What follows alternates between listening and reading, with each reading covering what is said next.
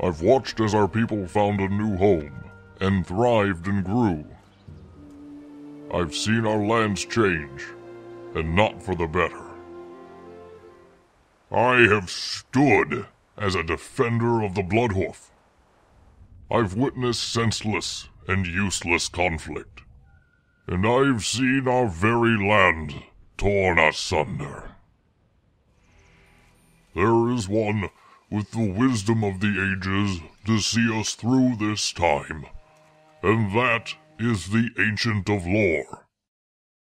Welcome everyone to the Ancient of Lore. I'm Dan, the Ancient of Lore himself, and this is the first of two parts of a huge amount of coverage that we have for BlizzCon 2013. A lot of lore came out for World of Warcraft, Warlords of Draenor, and we're here to cover every single inch of it. Now, this is the first of two parts. Next week will be the next episode and second episode of this series, joined with Strixus and Nobunaga. This week, it's just going to be with Nobunaga. Strixus, unfortunately, didn't have the time and availability to sit down with us this week, but we're going to do our best to get her on next week and have her thoughts as well when it comes to Warlords of Draenor and the future of World of Warcraft.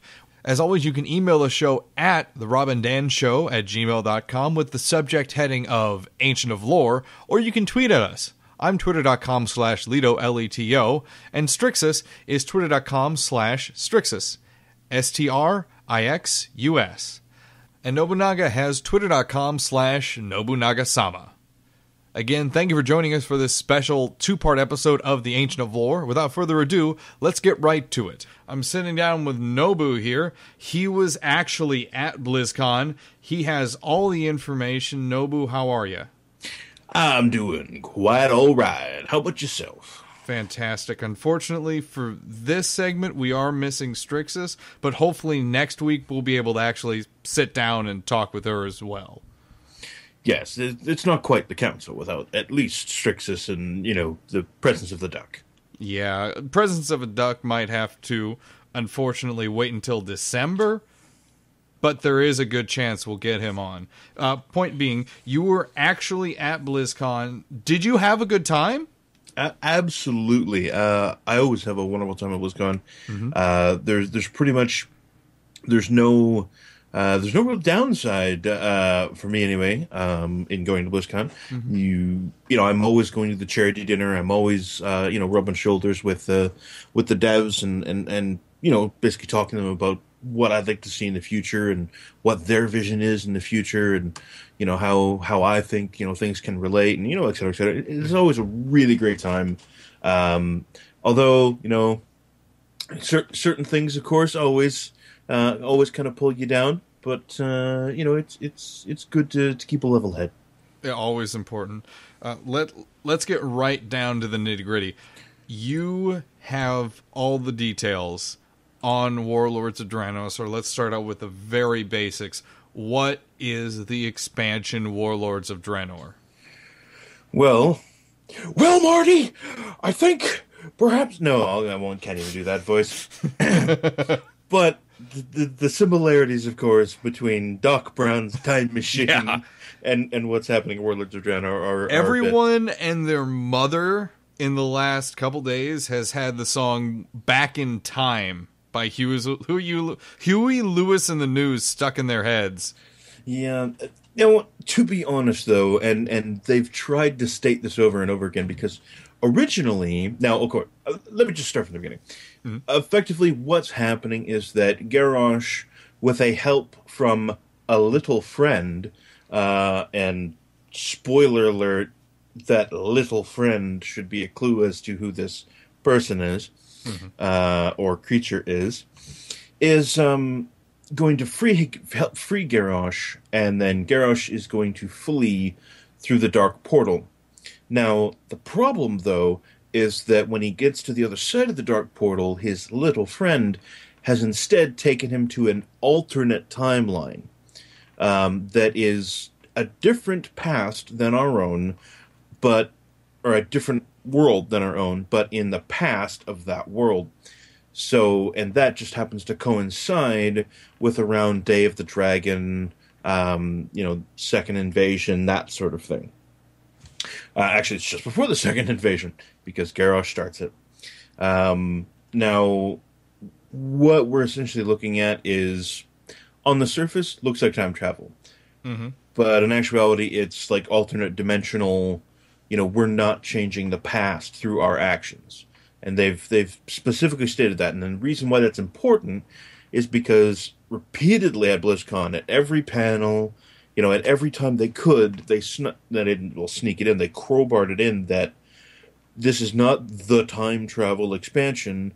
This is not, we're not altering the past. There's no, scheme of this, that, and the other. It is just a vessel by which to tell the story. Mm-hmm. And their original vision of the story was that Garrosh would escape through other means and would go to Outland, and then they would revamp Outland just like they just finished revamping Azeroth, and he would instead use necromancy and shadow magic to resurrect all the old warlords of Draenor, and basically have it that be the way. You see, that doesn't go back. That doesn't strike me as something Garrosh would do because he is so anti-warlock.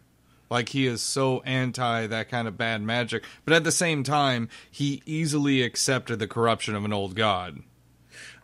Yeah, see, at this point, he's A, too far gone, and B, there were, like, dark shaman and whatnot in the raid. So, I'm pretty sure he accepts warlocks at this point.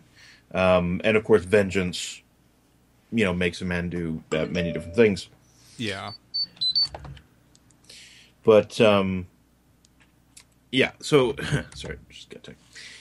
Now, in terms of this, I was very glad, very, very happy that they specifically stated that Garrosh is not the bad guy in this next expansion. He only has a minor role, right? Mm-hmm. Yeah, he's just a vessel by which to pull the PCs through, because let's be honest, if it didn't somehow involve a character that was fresh in everybody's minds to some degree, thank you, Zordon. if it didn't, I'll be back in Command Center soon. Now, if it didn't actually involve a character that we knew, it was fresh in our minds, the whole, why the hell are we going there? Mm-hmm. Why are we fighting? That kind of thing. Now, in this sense, I guess the story is they're trying to invade us, and we're going through there to kick their ass and stop them from invading. But like I said, I'm really hoping, and because they really have given the sense at BlizzCon that this is just how they're starting it off, that there's a bigger plot involved here, there's a much bigger story.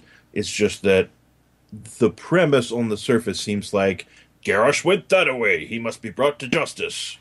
It sounds like the big bad, at least one of them, one of the really big bads, is going to be his father, Grom. Oh yeah, you can't not have Grom Hellscream, and actually many of the... Because I know Kargath, Bladefist, is in Outland right now, in our version of Outland. Yeah. And obviously he's a pushover. And he's like a fell orc, and blah blah blah blah, and all this stuff, right? I do want to see them in their original state, but it will be a bit strange that going fell when you're an orc typically makes you a lot stronger. But now the fell orc, Kargath Bladefist, is going to be like 20 levels lower than, actually way more. He's going to be like 30 levels. Yeah, he's going to be 30 levels lower than the original, so it's... And I know alternate universes, I know game mechanics, blah, blah, blah, but it'll just kind of be funny.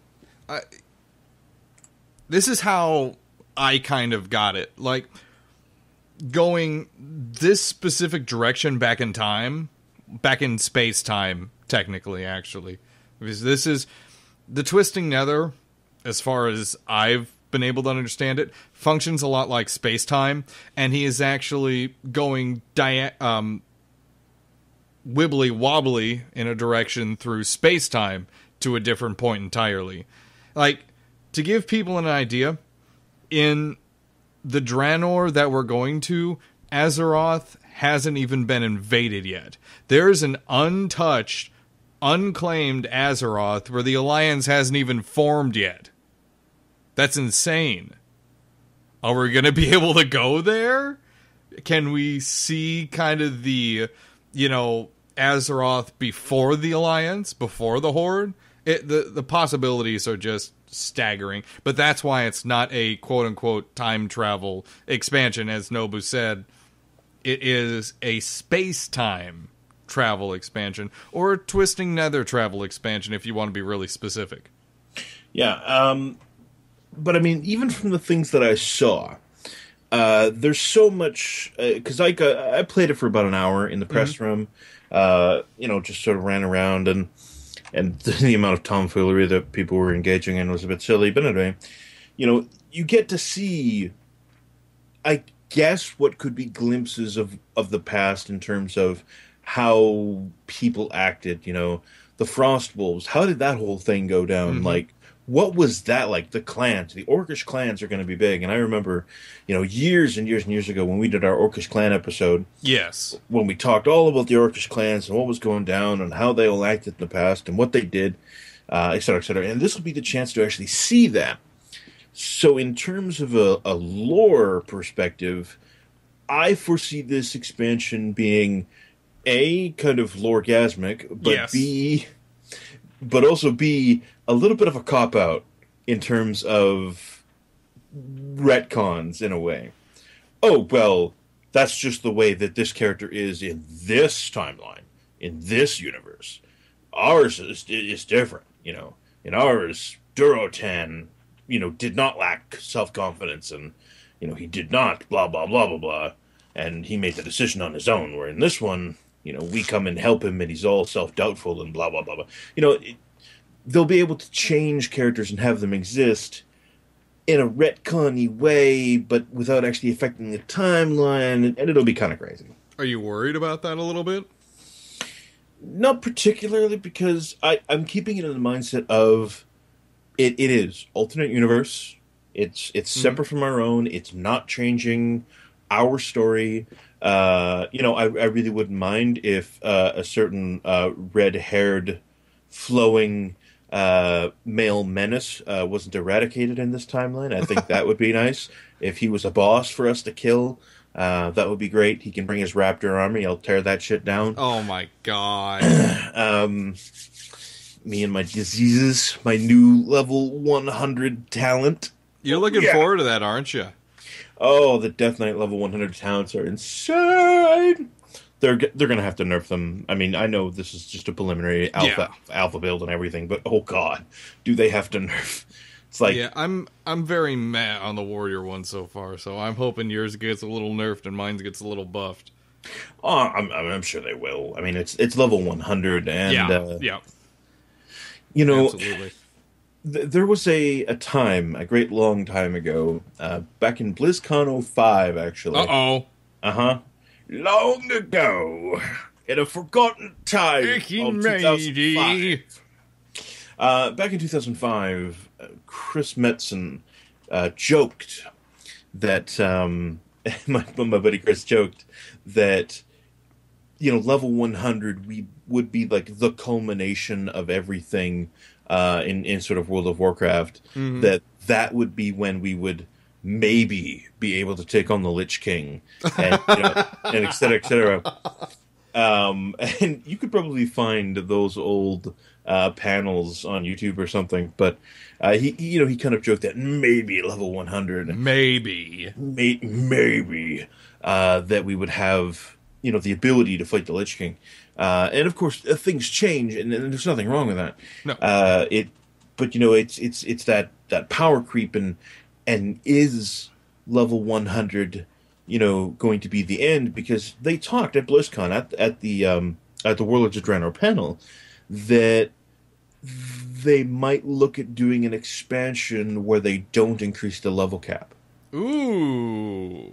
Yeah, that was they increase gear levels, but they don't increase the level cap. Yeah, they don't increase level cap, and maybe they might start doing like an alternate advancement kind of thing. Mm-hmm. Maybe Paragon levels, that sort of thing. So, it's I'm intrigued. I would like to hear their ideas. Yeah. You know, that Path of the Titans thing they had Yeah, absolutely. a while ago. You know, that could function like that. You know, because I personally don't need levels in a game to feel like I'm advancing my character. Yeah. I just have to get slightly more powerful, whether it be by gear or blah blah blah. So Even just some little side path that you're going to be doing. I approve of that. I know I am going to be stuck to my garrison. I'm going to love the crap out of that. mm-hmm. But before we get to any of that, we need to take a quick time out. When we come back, we're going to discuss more about what actually is going on Draenor in Warlords of Draenor. But first, a message from Chris Metzen. This is Chris Metzen. We're reporting on site from BlizzCon 2013. This is Ancients of Lore. Booyah. Welcome back to the Ancient of Lore. I'm here with Nobu, my fellow Ancient of Lorist. Booyah! Booyah. Booyah! That was awesome. I love that man. I do too. That made my entire month of November. And its month is, well, kind of just started. I don't care. That's the best thing that's going to happen the entire month. Really, Yeah. I'm sorry. It was funny. I was out in front of BlizzCon and I was shooting some B-roll to like do a wrap-up video for Blister Thumbs. And I was just like, and I was just about to start panning out, and suddenly like a hand wrapped around my shoulder, and this face leans into frame, and I'm like, and I hear the voice, and I'm like, there's only one man whose voice is like that. This is Chris Benson reporting live from BlizzCon 2013, and I'm like, yeah. You know what? And it was funny because he's obviously was just like walking past and saw me. Yeah. And as soon as he let go, I turned and he was like kind of dashing away. And I'm like, he was gone. Well, as soon as I like lowered the camera and turned it off, he like turned around and we stood around and talked for a bit. Oh. But it was funny. Just how it happened, and it was crazy. But anyway, digress. Getting off topic. What is actually going on in Draenor during the time of Warlords of Draenor? Because clearly the Draenei haven't been wiped out yet. The orcs are uncorrupted. A lot of things have changed, even at this early point in time before Warcraft 1. Mm-hmm. At this point, as far as we know, Ner'zhul has not actively fallen to Medivh the demons. Mm-hmm. From what it seems, that the story so goes, is that Garrosh is going to do the right thing, air quotes, and prevent his people from drinking the demon blood, thus preventing his father from, falling and all that kind of thing. And, I mean, on the surface, that sounds kind of nice, but he's probably going to either indoctrinate them into Shaw, the Shaw of Pride, or, any of the Shaws, and even if it's not the Shaws, because, I mean, those are kind of proprietary to, Pandera, and we kind of have beat the crap out of them. We were talking about this on Rob and Dan, and we came up with a couple of different theories that might be going on. One of them is that, okay, it looks like from the picture that Gul'dan is still corrupted in this timeline. He is clearly evil. He is clearly a warlock. He had to get that from somewhere. Oh, crap. He probably drank the demon blood alone or with a small group of followers. So that's where we have, a kind of little foot in the door for that corruption, that evil to get into the Iron Horde. Also, we did during Burning Crusade, and thank you to Ben Taylor for bringing this up. During Burning Crusade, there was a hint of an old god on Draenor when it was still formed. Is that gonna come into play is the big question in my mind. Is this old god that is supposedly on many different planets in different forms gonna be an issue? Is he gonna sense the old god taint on Garrosh and start to just sink his fingers into it? what's going on with that, and I want to see how that develops.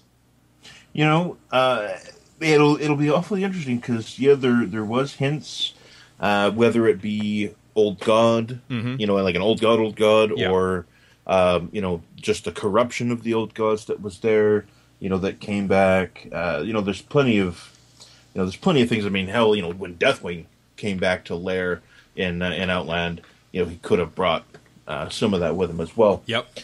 So there are plenty of old god possibilities here, and I actually do think I'm rather certain that, you know, we will see Ner'zhul, because they even talk about Ner'zhul at BlizzCon. They did a little thing on him about, you know, the man who would eventually become the first Lich King, you know, blah blah blah, and all this and that and the other thing. You know, he obviously is not, you know, with the demons yet. Yeah. However, I really do think we're going to see some of the clans break off and start to become the villains, because that'll give something for the Horde to do. Because if you don't, like, do that, you know, pretty much you're just chasing Garrosh. But if Thrall comes through and he hooks up with Durotan, which, by the way, apparently Garrosh and Thrall are both going to hide the fact that they are the progeny of their respective fathers. They're probably worried about some kind of strange space-time interference with their future birth. According to what was said, they're feeling it out. They don't want to, you know, throw around that sort of heavy stuff. Thrall wants to see his father, because Thrall never had a father, right? Yeah. So Thrall wants to see his father, like, see what his father is, and not just suddenly throw this into his life. And, you know, I actually kind of appreciate that. I mean, I know they'll eventually have it, you know, come out. Yeah. But, you know, that'll be a good story arc. And I think that's actually what we might see here, is more of a focus on story and small stories, rather than the usual, hey, Illidan's over there, guys, you should go kill Illidan. I kind of like that. I like how that feels. Yeah, and, you know, obviously we don't know. We don't know for sure. But from what it is, it looks like they're setting up a lot of these small storylines. Like, you know, will we... I mean, obviously, yes, they've shown the maps at BlizzCon. They shoot the maps. So we know what Draenor looks like. Yep. And we know kind of where things are. And, I mean, Blade's Edge was basically when two sections of the world smashed into each other. Yeah. Basically creating all of that. And they said the names of the two places, and, you know, everything is different. Like you know, where the Dark Portal is, it's actually this, like, vibrant, like, forest. And the jungle. Dark Portal isn't even there yet. It hasn't even begun construction. Yeah. I love that. So it's going to be crazy. I also really, and this is just my, you know, really deep kind of world lore nerd coming out, but I love how they put Zangarmarsh as a lake. I love that because it makes perfect sense. I mean, and they even said that the mushrooms, you'll see them underwater. They're like, you know, aqual kind of fungi. And I'm kind of wondering, does this mean that this will be an underwater zone? Because they didn't have such a great go at it with, you know, in that last expansion. Yeah. You know, that undersea section. I really I'm still not a fan of underwater zones, and I don't think I'm ever gonna be. Yeah, now to be fair though, the underwater zone in Cataclysm was like 2.5 zones long. Yeah. Yes. So I think I could deal with one zone. You know? Okay. I think I could deal with one zone where maybe 2/5 or 3/5 of the adventuring is underwater, but then you have to come back up and go to town and, you know, blah, blah, blah, blah, blah, you know, that kind of thing. I wouldn't want it to be an entirely underwater thing, because they're going to have to give you something to breathe underwater, and it's blood, Yeah. it's blood, and It's a pain in the ass. it's pain in the ass. And I mean, I'm sure some NPC will give you water breathing or blah blah Yep. blah, but I would much rather just be condensed in a single area, do a little underwater stuff. I liked the 3-dimensional style of fighting. Go up and over and blah blah. That was kind of cool, but it stretched on way too long. Now, one big question is, what role are the Draenei gonna have? Are we finally gonna get a reason for those players that actually play Alliance to give a crap about the Draenei? Well, they didn't really touch so specific, but obviously the Draenei are a bit more of a savage people in where we're going. Well, hell, the orcs are savage as well. Now, they've made mention of this. Now, I don't know how this is going to work, but apparently Draenor is a savage land. The people aren't super civilized. They're not, like we are, today. They haven't gone through, as they call it, the forging process that has, gone through for Azeroth, in the years since the Second and Third Wars. Mm-hmm. There's not that maturity. There's not that perspective. So a lot of the people on Draenor are going to be savage. And apparently there will be some mechanic where players themselves can lose themselves to being savage-like, or they can basically avoid that sort of fall and continue to be civilized, sort of like almost a moral choice system. But they didn't use the words moral choice system. They just said that players will need to choose between embracing the savageness of Draenor or sticking to what they know and, fighting for civilization as opposed to fighting for the savage and primitive ways of Draenor. Is it going to be a question of, okay, I can take A option or B option? Or I'm curious if it's going to be a bit more of a complex system where, okay, you've made these choices to do these quests, and you've made these choices not to do these quests. Is there going to be a much more complex system of points or of a scale or balance or something like that? Yeah. And they've said that, they've got a specific outlook for Draenor. They want it to be scary. Mm-hmm. They want it to be savage and scary and primitive. Apparently there's going to be lots of Grahn walking around the world. Mm-hmm. They're going to delay flying mounts as long as possible.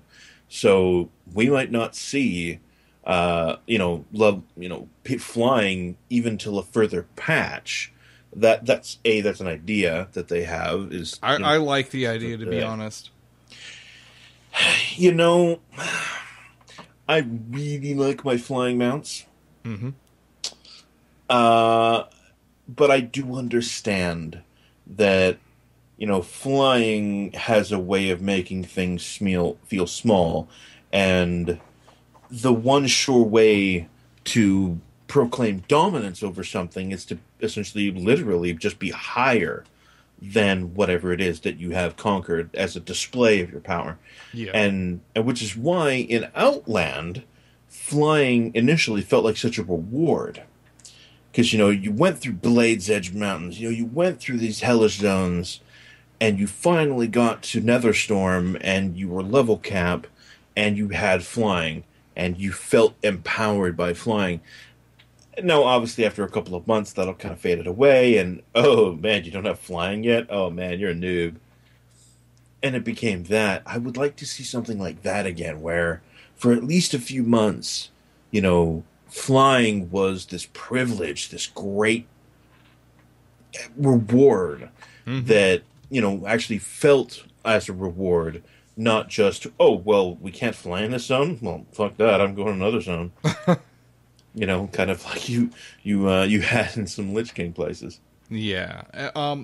For this episode, is there anything else you want to mention before we close out episode number 3 of the Ancient of Lore? Well, I mean, we've only just kind of scratched the surface of what was at BlizzCon, and with Warlords of Draenor. But I know we can touch a lot based on that next week. But I do think it does bear to be said that the thing I heard most at BlizzCon was World of Warcraft is back. Yes. Blizzard is back. And for a while, I actually questioned that. Like, what does that really mean? Like, they never went anywhere. The game it's obviously advanced, but it never departed what was good about Warcraft. But after talking with a bunch of people at BlizzCon and hearing what they had to say, how finally player housing, finally addressing bag issues, finally, and just that word finally kept coming up when talking to many different people as the night and the after parties dragged on. That I think this expansion is actually being focused on giving players what they want. I don't want to say to the detriment of the game, but I mean, let's be honest.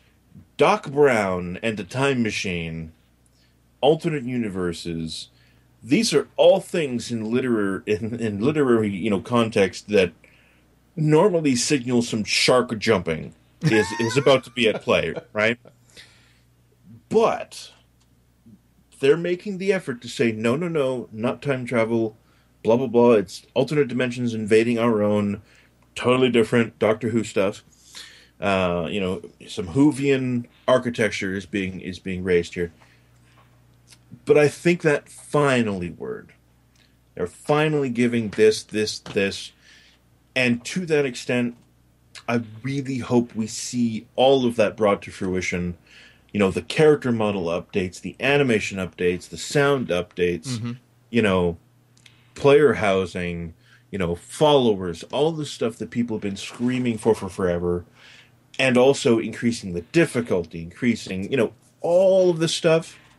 Let's see it. Let's get our hands on it. Don't nerf it. Don't nerf it. Oh, God, don't nerf it.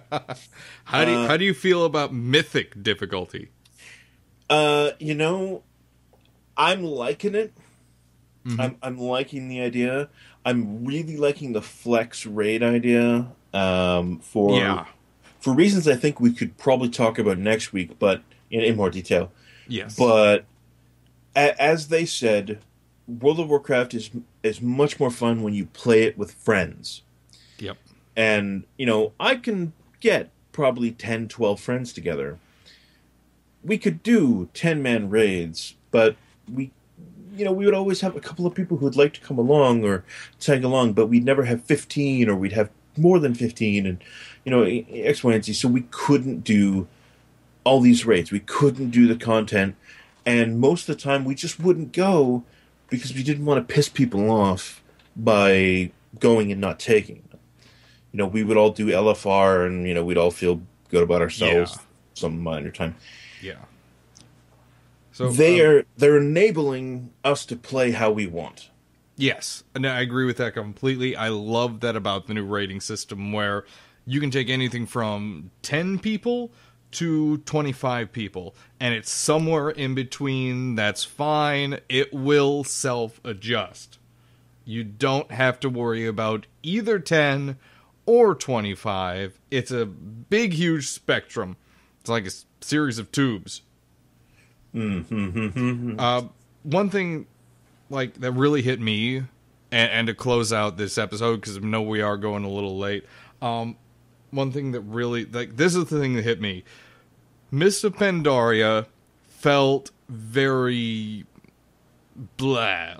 Alright, I kind of get why we're here, but I don't really. It doesn't make a lot of sense to me, at least for me as a character, as the character that I play. It felt kind of tacked on to the end of Cataclysm. Hey, these events also happened over here. And I don't like that. I didn't like that at all. I didn't really enjoy Mist of Pandaria, but this feels like the beginning of a huge new chapter, and holy shit, this huge new Iron Horde is gonna kill all of us.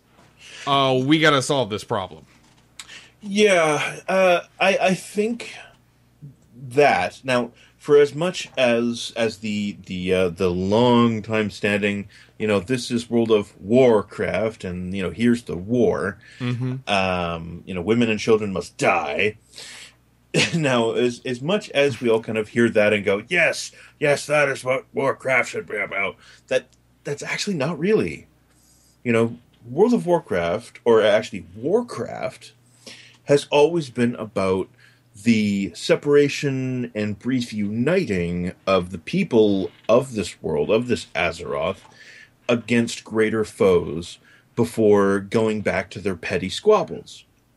They come together, they do something great, and despite all odds and despite all reason to the contrary, they, after coming together and accomplishing great things, look at each other and go, I don't like you. I'm going to go back there and plot to kill you. And they're like, well, I'm going to do the same thing. And everyone goes back to their towns and plots to kill each other, to take over this or to take back It's that. like everyone going to hide in their corner and sulk, Yeah. rather. Yeah, and it's almost like a big Cold War, even though because we're players, we make it not a Cold War. Yeah. But, whatever. So I think, and perhaps I might get flack for saying this, but Cataclysm was good because we had an evil. He was there, we saw him, we got stronger, we pulled together as sort of a planet, and we kicked the shit out of Deathwing. Oh, yeah. When Mists of Pandaria came, it was hey, there's a new land over there. And then crickets. Oh, yay, new land! The other team's there. We got to go there. We got to go there. There's the other team's there. It's like that Red versus Blue episode, where they're in Blood Gulch, and it's like, so we have a base here, right? Yeah. And they have a base here. Yeah. Yeah. But we only have a base here because they have a base here. Right. And they only have a base here probably because we have a base here. Yeah. So, and that basically seems that whole exchange of Red versus Blue seems like it was the plot for Mists of Pandaria. Yep. Because if we didn't come to Pandaria, the show wouldn't have come back. Because we triggered that. Yeah. So it was like Mists of Pandaria was basically us cleaning up after our mess. And that's not exciting. I mean, I liked Mists of Pandaria. Don't get me wrong. I love Pandarians and all that stuff. Loved it. And now, I don't like exactly where they went with it, but I still love the expansion, and it's fine. But this seems like it's actually going back to the roots. Look, there is a bad guy. Yes, there is a big looming shadow behind him, basically telling you, twist, there's going to be a twist, shit goes around the Bailey band, but there's still a bad guy, and he's over there. Let's go get him. He's big, and he's angry, and he has a lot of other really big, angry-looking friends, and we have to somehow crush them all. Mm-hmm. And we got to come together and do the big stuff, do the adult grown-up stuff. And at the end of the day, I think that is more what Warcraft is about than Alliance and Horde are in the same place at the same time, so let's fight, and then let's clean up our mess. I really liked how Mists of Pandaria ended. I loved patch 5.4. As I discussed in the previous episode, seeing the devastation that happened because we just let Garrosh do his thing instead of, as a group, all standing up and saying, no, F you need to stop. Feeling that kind of weight on our shoulders that all Horde players should feel because we let Garrosh just do his thing, try to bring this old god back, take his power and everything, and I absolutely loved that. That was the only part, though, of Mists of Pandaria that I actually liked, which is unfortunate because Blizzard put a ton of work into it. But with that being said, we are way over time. Nobu, we will see you again, and hopefully Strixus, for the next episode of the Ancient of Lore. Booyah! For Nobu, Strixus, and Kay, I'm Dan, the Ancient of Lore himself. Thank you so much for tuning in. Good night, and see you next week.